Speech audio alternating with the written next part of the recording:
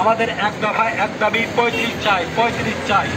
কারণ বিগত আমাদের যারা 8 সালে এসএসসি 10 সালে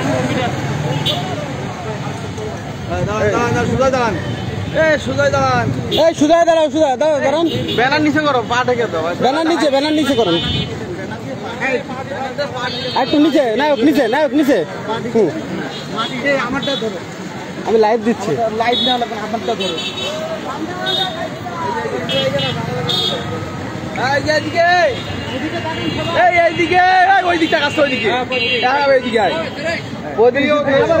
আপনারা জানেন আমরা দীর্ঘদিন প্রায় 12 বছর ধরে চাকরির বয়সসীমা বৃদ্ধির জন্য রাজপথে সংগ্রাম চালিয়ে যাচ্ছি।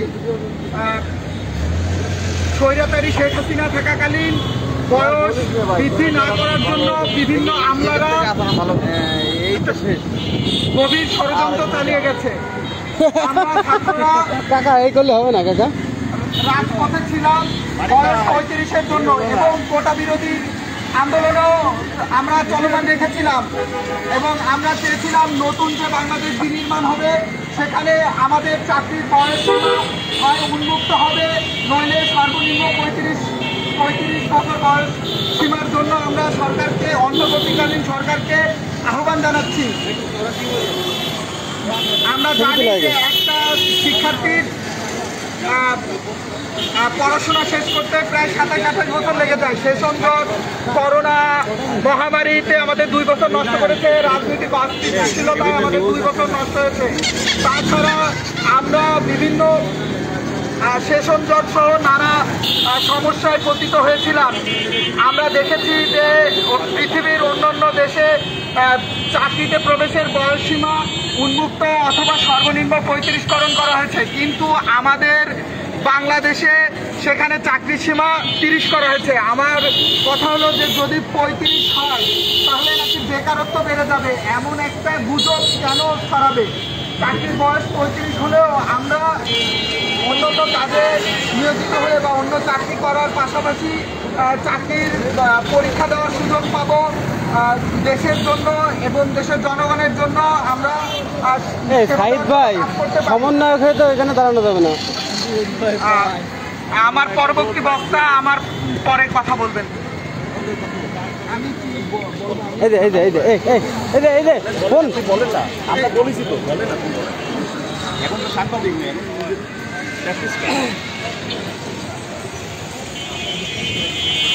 বিষয়টা হচ্ছে আমরা নতুন কোনো আন্দোলনের সংযুক্ত হইনি। এই আন্দোলন দীর্ঘ 12 বছরে, এই দীর্ঘ 12 বছরে আমাদের একটাই দাবি, সরকারি চাকরিতে প্রবেশসীমা 35। কারণ বিষয়টা আরেকটা বিষয় ভাবার চিন্তা আছে যে 35 হলে আপনি কি ক্ষতিগ্রস্ত হবে কি না। এখন অনেক সুশীল বা অনেক চারিদিকটা গুজব শুনছি যে 35 হলে নাকি বেকারত্ব হার বাড়বে। না, এর পক্ষে বা বিপক্ষে অনেক যুক্তি থাকা সত্ত্বেও প্রথমত কথা আমাদের দেশের অনুযায়ী আমাদের দেশে সাধারণত পড়াশোনা কত 26-27 সর্বনিম্ন থাকে, অনেকে 28 হলে লেগে যায়। এর ফলে সাধারণত বেকারত্ব আপনার সার্টিফিকেটের সীমাবদ্ধতা আছে 30 বছর বয়স। কারণ এটা তো আরো বেকারত্ব তো বাড়বে, কারণ 2 বছর ওই ছেলে তখন জীবন প্রাণ দিয়ে সেই একনিষ্ঠভাবে বইতে লেগে থাকে। 2 বছরে 2-5টা 10টা গাছ ভাইবা দেয়, তারপরে মাত্র দলীয় করে দ্বিতীয় আছে আপনার দুর্নীতি, বিভিন্ন রকম হয়তো সমস্যা তাকে ফেস করছে। 30 বছর বয়স শেষ করে একটা স্টুডেন্টের লাইফ শেষ, সমাজ রাষ্ট্র সবার কাছে সে বোঝা। বাসায় যেতে পারে না, কি কারণে? বাসায় গেলে বাসায় প্রতিবেশী জিজ্ঞাসা করে, কাজিনরা জিজ্ঞেস করে যে কী করছো, কী অবস্থা, বলার পর এমনকি এমন অবস্থায় রাত্রে চুরি করে ঈদের আগের দিন বাসায় যেতে হয় তার, এবং সকালবেলা ঈদের নামাজ পড়েই চুরি করে দৌড় মারতে হয়। কারণ এটা হচ্ছে বাস্তবতা এবং আমি নিজেই এই কাজটা করি, তাই এটা ভুক্তভোগী। সব মিলিয়ে দেখা যাচ্ছে যে এখানে উন্মুক্ত বা থাকতো বা বিশ্বের আগে অন্য যে 162টা রাখছে যে 35 উন্মুক্ত বয়স 35 আছে বয়সসীমা, তারা কিন্তু পাশাপাশি পার্ট টাইম জব করে, বিভিন্ন পিএইচডিতে থাকে এবং তারা তাদের মেধাকে আরও স্থানিত করে, নিজেকে দক্ষ করে, তারপর রাষ্ট্রীয় বিভিন্ন সার্ভিসে যোগ হয়। কিন্তু আমাদের রাষ্ট্রে কি, আমাদের কিছু পুঁথিগত বিদ্যা আছে, বাংলাদেশের রাজধানীতে ঢাকা বিভিন্ন কিছু পড়তে পড়তে আমাদের জীবন শেষ। না আছে আমাদের কারিগরিক যোগ্যতা, না আছে পুঁথিগত যোগ্যতা। পুঁথিগত যোগ্যতার পরেই আমরা এখন বিষয়টা আছে পুঁথিগত যোগ্যতা দিয়েই যদি সমস্ত কিছু হতো তাহলে রাষ্ট্র সমস্ত কিছু ঠিকঠাক ভাবে চলছে না। আপনি পৃথিবীর উন্নত রাষ্ট্রের উপর তাকান, সেখানে তাকায় দেখেন সেখানে কারিগরি শিক্ষা করে একটা বিশেষ গুরুত্ব দেওয়া থাকে এবং ওই রাষ্ট্রের সাহসী স্টুডেন্টগুলো পারে এই কারণে যে তাদের চাকরিতে বয়স সীমার সর্বনিম্ন 35 আছে এবং তারা বিভিন্ন রকম থিসিস করে, বিভিন্ন রকম সেমিনার ফেস করে। আর আমাদের ফেসটা কোথায় থাকে? সর্বোচ্চ পর্যন্ত। আর কি বলবো, আমি তো জাতীয় বিশ্ববিদ্যালয়ে পড়াশুনো করেছি। জাতীয় বিশ্ববিদ্যালয়ে আমার 2011-12 সেশন রেজাল্ট পেয়েছে এবং 2018 সালে 15 ফেব্রুয়ারি অনার্সে। তখন বয়স আমার রানিং অলরেডি 25 বছর।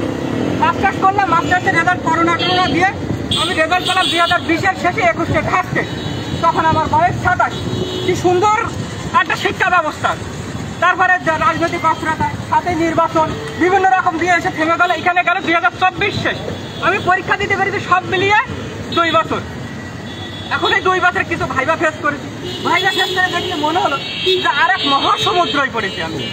এই মহাসমুদ্রটা হচ্ছে আওয়ামী স্বৈরাচারীর মহাসমুদ্র।